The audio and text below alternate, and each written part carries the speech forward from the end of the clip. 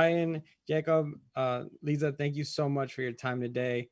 So much fun in your shorts for Short Circuit. Just or an array of stories, everything from the simple crosswalk incident that we all have to go through sometimes, all the way to um, the span of going home and everything you go in between, and some things that sometimes you take for granted or don't notice until the end. And then just the power of a smile, all these great little tidbits of life that a lot of times just go unnoticed. uh are these stories you all wrote specifically for Short Circuit, or is it something that had already been bouncing around in your minds? Liza, we could start with you. Oh, sure. Mine was specifically for Short Circuit, as I'd only joined the studio maybe a year before I submitted. I didn't make the entry for the first round. So it was the first time I submitted, and I nearly didn't submit because I was like, no one's going to want to hear my story. And then I thought of it in a meeting. I was like, maybe I'll just submit it. It's a blind submission. If it happens, that would be amazing. And then I got picked, and I was like, oh my God, now I have to make this. So yeah. Phenomenal. I actually submitted also, I submitted multiple times prior to that and didn't get selected, and kept tweaking on my story every time I resubmitted. And then this time really got selected, and there was like this moment like, oh my God, I got selected. What do I do now? Now I really got to show what I can do. And but it was really daunting at first, but very rewarding to get to work with all these amazing artists. It's interesting when this opportunity came up. I did have like a couple other ideas that were existing beforehand, but for some reason, right around that the time to submit, I was thinking a lot about personal freedoms versus social living, and I'm just standing at the light right outside of Disney. This really long light and with no traffic, and I was just thinking this is a really great metaphor for what I'm thinking about obsessively right now, and so I ended up going with that idea. That you socially agree upon this light is going to help us, and I'm standing here waiting for it to turn, but I can see and I feel that I can just cross the street without being harmed. So that's where the seed of this piece began. You didn't leave anything behind, right, on the other side of the street? I always do. This is a metaphor for how much I think I can do something, and then just leave something behind. Jacob brought up a really good point about submitting your idea, but versus it getting picked. Can you all three talk about that moment when you got note that yes, we're gonna go with your idea, get to work? What was that like? Well, initially I was like, oh my God, this is amazing, my dreams come true.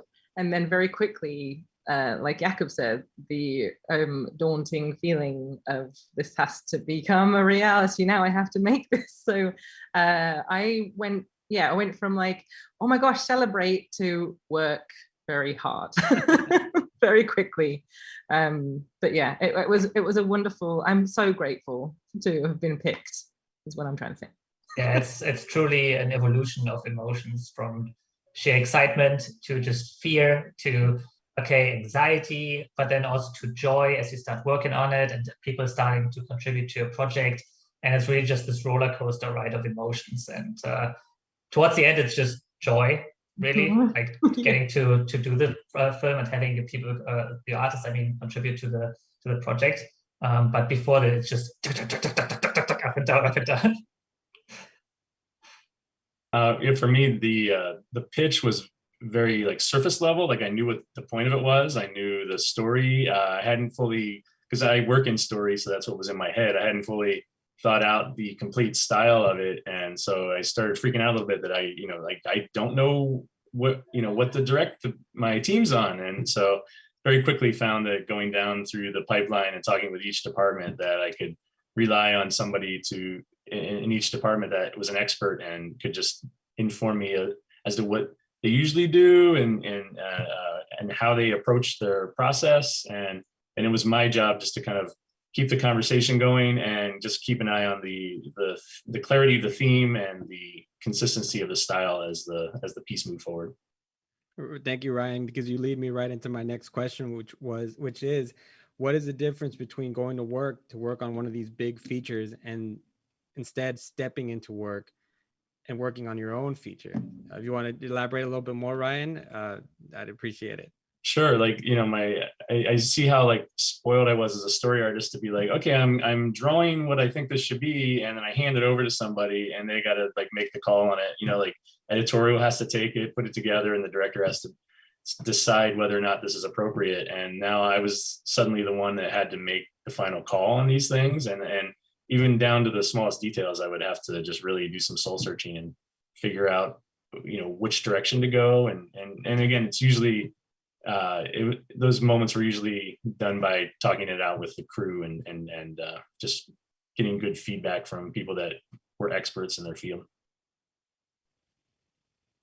Yeah, it's definitely a different experience because like at work you are so focused on your own department, and all of a sudden you're opening the doors to all other aspects of the company, and you have to worry about the storyboarding process, lighting, the render, the animation, the look of it, and it's really cool to just get that insight and have the opportunity to voice your opinion more, because ultimately you got to guide the team, but really also letting everyone contribute to your project and just alleviate it even further to what you had expected. I think that was one of my biggest goals during that project, was really to just include the artists as much as possible and have them be part of the journey and make this a fun experience, because it is a very emotional story that my film deals with, and a lot of people actually came to me, opened up, and we had a lot of stories about their experiences going home, or like people who have gone through like the aspect of losing their parents. And it was a really,